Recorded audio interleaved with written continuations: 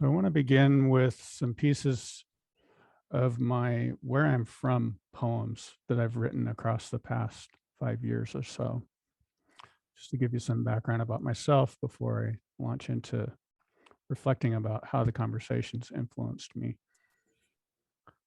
I'm from whiteness and diversity, opportunity and chances not taken.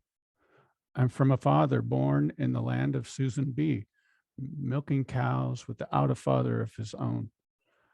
I'm from Boy Scouts and Little League, black and brown teammates who I never invited home. It's a beautiful world in the forested mountains, but I'm scared to cross that rapid river. I'm from family secrets about the 10 years between my older brother and me. I'm from canned soup and tuna fish sandwiches. Who ate all the jello I made this morning? I'm from parents who taught me to do things myself, the joy of cooking and measured ingredients.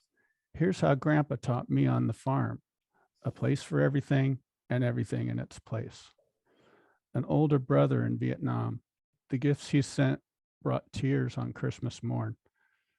A sister searching for religious identity and a husband got two loving, willful boys and a divorce instead. I'm from schools teaching me to procrastinate and memorize, a fixed mindset that avoided uncertainty. How many religions can we count in our clan? Baptist, Mormon, Baha'i, Catholic, and Presbyterian. I'm from Bevan Hong, my best childhood friend, who lives 4 houses away with his parents, grandparents, and 2 younger brothers. We're riding our bikes around Stockton to play pinball at bowling alleys and diners. I asked grown-up Bevan, why didn't I know that your mom had to fight to get you into the same junior high classes that I was in? That's where I'm from. I'm from family secrets. Tom, now that you're getting divorced, you should know that your mother and I were also divorced, but we got married again, and then you were born. Is that true, Mom? Yes, but don't tell your younger brother, John. That's where I'm from.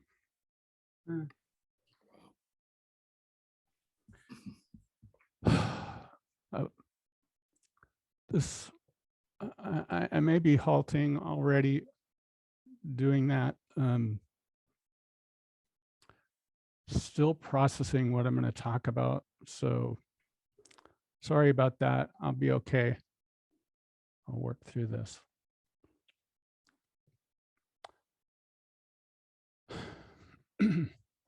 I came to the Conversation 253 as a science education leader who had been working for equity in the science classroom and school district systems, learning about culturally responsive teaching in the brain, engaging students in ways that would affirm who they are while they investigate interesting and important phenomena and problems in the world around them. I had learned from an organization called Cultures Connecting to frame equity with self-awareness, interactions, actions, and advocacy. I discovered in a workshop with an organization called Equity Matters that the 10 people I trusted the most were nearly all white. And I learned from Robin DiAngelo that I have moved through life pretty much from one white space to another, even though I grew up in Stockton, California, a diverse, large city. And so I felt that I needed more contact with people of color in order to broaden and deepen my understanding of my own whiteness and the experiences of people who are not white. It was Les Pogue who brought me to the conversation about 4 or 5 years ago. We were in an unconferencing group at a Tacoma Pierce County Health Department presentation. I think that was at Evergreen State in Tacoma. And he introduced me, I think it was to Barb Church, Oneida Arnold, and Norma Rodriguez. I showed up that Sunday on the PLU campus, and I kept coming after that. What I found was a community of people who showed up each week to tell personal stories about racial experiences across their lifetimes. I found a group of people showing me what it means to live a life of action.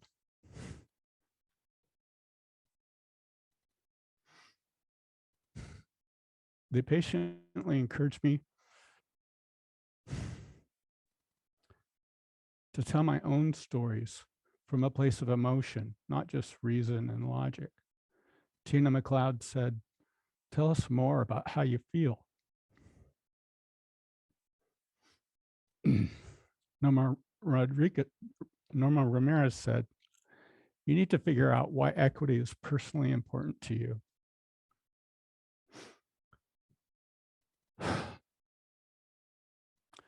Over time, storytelling was accompanied by programs of in-depth study about various racialized systems in American society, including how these systems are enacted in the Tacoma area. One of these systems is the criminal punishment system. Our studies over the past few years include documentary films like 13th and When They See Us by Ava DuVernay, Since I've Been Down by Gilda Shepherd. Studies include books like We Do This Till They Free Us by Miriam Kaba, and studying local systems of policing, both in Tacoma and Pierce County. And so the learning and storytelling supported me last weekend when I went to my hometown on a mission to support my nephew, Joseph Nuccio, who has been wrongfully incarcerated for 14 years. Joseph now lives in Soledad Prison, south of the Bay Area in California. Our studies at the conversation of the prison industrial complex and police prosecution tactics have over time helped me to believe more strongly in my nephew's case, to not accept it, and to join him in resisting it. Joseph and two of his fellow inmates wrote to the Conversation 253 when we studied the film Since I've Been Down. After 14 years of incarceration, or actually across 14 years of incarceration, Joseph has developed himself into a new person.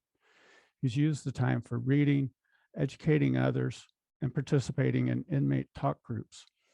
And now he's imagining his life after release because his new attorney is unraveling the collusion between the Stockton Police Department, San Joaquin District Attorney, and the judge, who has since been removed from the bench. I went to Stockton last weekend to meet Joseph's attorney at a hearing where the district attorney was supposed to give an account of numerous missing items of original evidence.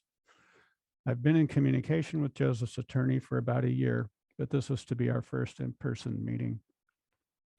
I also went to Stockton to rally my siblings to support Joseph, to believe in Joseph, to anticipate his eventual release, and so to disrupt any assumptions of guilt and outdated images of him as a person unworthy of compassion, forgiveness, and justice. My first idea was to gather my two brothers and their wives and my sister for a meal. There I would update them and engage them in conversation about supporting Joseph by coming to court hearings to let the district attorney know that people are watching, that people care about the delays and the distortions. The night before our meal, my sister, Joseph's mother, asked me not to talk about Joseph's case. It's too traumatic for my older brother, she said, who harbors resentment for Joseph's youthful transgressions and unlawful behaviors. So we had a nice meal. We didn't talk about Joseph. But the meal closed the distance between my older brother and sister, both retired, and my younger brother, who is a Baptist minister. My plan B was to meet with each family separately, and it was in my meetings with each of my brothers and their families that the Conversation 253 showed up with me. I talked with Barb Church on my way to my younger brother's house. I feared that he might hold strong ideas judging Joseph. I was wrong. He and his wife were very supportive, and the entire family of grown children and spouses is ready to support Joseph. After their children went home to their houses, my brother, his wife, and I talked about how we're all touched by making mistakes, and we're all deserving of compassion, forgiveness, and justice.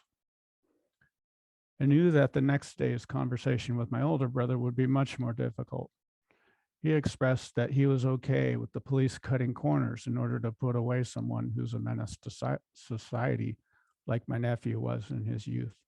I thought to myself, this is going to be really hard. So I stayed patient, hearing my brother's concerns, asking him several times, how old was Joseph when that happened? Later, I summarized what Joseph is like now, how he's developed himself, how he's earned positions of responsibility in the prison. I shared one of Miriam Kaba's stories about does a prostitute who's being battered by a man in her home and defends herself killing the man, does she deserve the same kind of compassion and justice as the perfect victim who's never had trouble with the law? In the end, my older brother has reached a state of more compassion for Joseph. I was not expecting this. What a gift. Later that day, I texted Barb.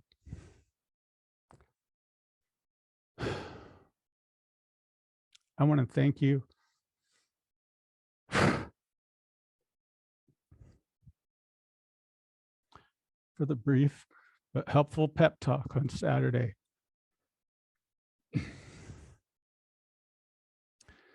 You and many others from the Conversation 253 were with me when I was visiting my younger brother Saturday, and especially again on Sunday when I visited my older brother. Both conversations were challenging, but I was able to navigate each one to a very positive place. Thank you.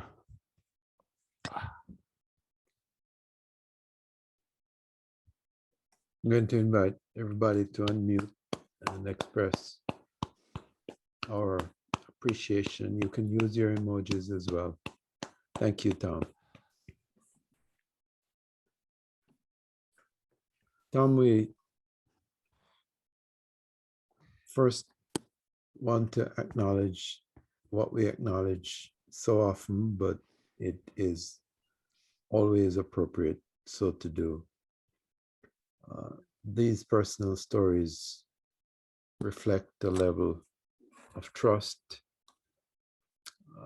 They are, to us, gifts that different ones among us offer as they allow us to see the reality of their lives.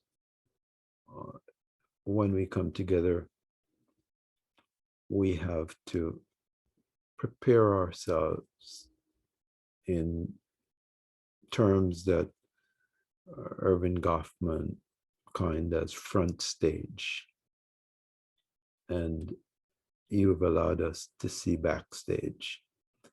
We encourage that at the conversation because we want to always acknowledge one another as human beings with all of what that means. The challenges, the stumbles, the uncertainties, the courageous acts. And so, thanks for inviting us in.